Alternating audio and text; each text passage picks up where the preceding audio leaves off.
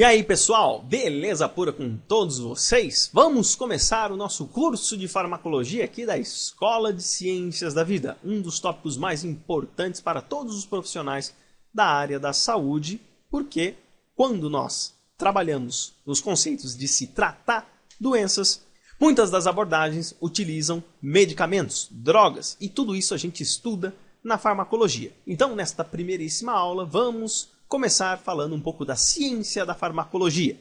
Então, especificamente nessa aula, nós vamos definir o termo farmacologia, vamos contar para vocês um pouco de história e mostrar os segmentos de estudo da farmacologia, que é a farmacocinética, a farmacodinâmica e a farmacoterapia. Muito bem, então vamos começar aqui conceituando o termo farmacologia. Nós podemos dizer que a farmacologia é um termo constituído de duas palavras distintas. Então, fármaco vem do grego droga e logos de estudo. Então, nós podemos concluir que estes dois termos correspondem ao estudo das drogas. Obviamente, muito do que a gente estuda na área da saúde é composto de dois termos. E a farmacologia, ela não é diferente. Beleza? Bom, vamos entender um pouco agora do contexto histórico da farmacologia? Nós podemos dizer que este ramo do conhecimento ele pode ser dividido em dois tempos, que é o tempo empírico e o tempo científico. Na época em que a farmacologia era puramente empírica, ou seja, não tinha um método específico para trabalhar, para se entender como funcionavam esses processos, nós podemos fazer algumas divisões importantes, que é na era da pré-história, ou seja, antes de se iniciar a documentação da história humana, os seres humanos já começavam a utilizar certos produtos para realizar a cura de alguma enfermidade. E aí a gente tem 1600 a.C., um primeiro indício de drogas que tinham aplicações, que era o papiro egípcio, e 1550 a.C., que é o papiro de Ébers, que é o documento mais importante desta época e que vislumbra uma série de combinações de produtos químicos para se tratar uma série de doenças que surgiam na época.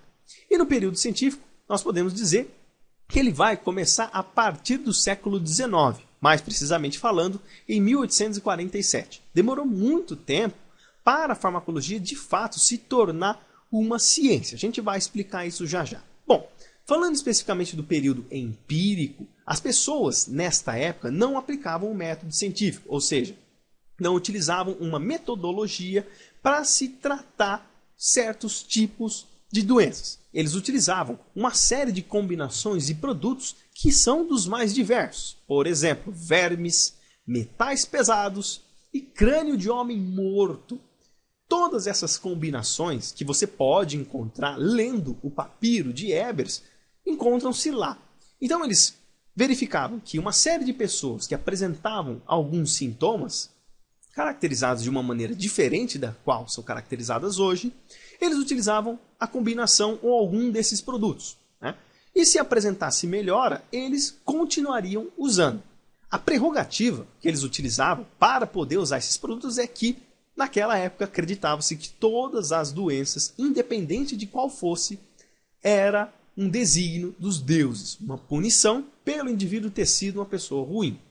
Não se tinha, de fato, nenhuma ferramenta para se trabalhar a farmacologia, porque o conceito politeísta, religioso da época era muito forte. Então não se questionava. Isso perdurou por muito tempo até chegar ao período científico, que foi lá no ano de 1847, com o avanço de uma série de áreas anexas à farmacologia, que é a fisiologia, a química, a bioquímica. Então, isso demorou muito tempo para chegar num contexto científico, também porque na Europa havia o período da Inquisição, onde era proibido se profanar o corpo humano. E ainda assim, utilizava-se muitos desígnios de Deus para falar que os indivíduos desenvolviam doenças. Somente quando começou a se explorar mais o corpo humano e verificar que existem padrões específicos para o surgimento das doenças, aí surgiu o contexto científico. E a gente pode citar aí alguns personagens importantíssimos, como Pasteur, que veio com a teoria dos micro-organismos, o Robert Hooke antes de Pasteur, falando das estruturas celulares, e o Virchow, que surgiu com a teoria de que as doenças surgem a partir de um nível celular. Então, todos esses avanços permitiram que a farmacologia surgisse. E hoje, nós podemos dizer que a farmacologia está num contexto extremamente modernizado. Existem várias drogas disponíveis na terapêutica e também outras drogas que estão sendo desenvolvidas no século XXI, que são oriundas de biologia molecular, que tem uma especificidade de ação muito importante, só que todos esses processos a gente vai ver ao longo aí do curso de farmacologia, beleza? Bom, falando dos segmentos especificamente então da farmacologia, eu mostrei para vocês no começo dessa aula que nós temos 3 segmentos, que é a farmacocinética, a farmacodinâmica e a farmacoterapia. Falando especificamente da farmacocinética, nós podemos dizer que este ramo estuda os processos que ocorrem com as drogas no organismo. E que processos são esses? São os processos de absorção, distribuição, metabolismo e eliminação. Ou seja, toda a parte de trânsito da droga no nosso organismo, desde o momento em que ela é administrada até ela for eliminada, é estudado na farmacocinética. E isso é extremamente importante, principalmente para nós termos vislumbres na farmacoterapia que a gente vai falar tão logo. Mas nós vamos estudar bastante a farmacocinética aqui no curso de farmacologia.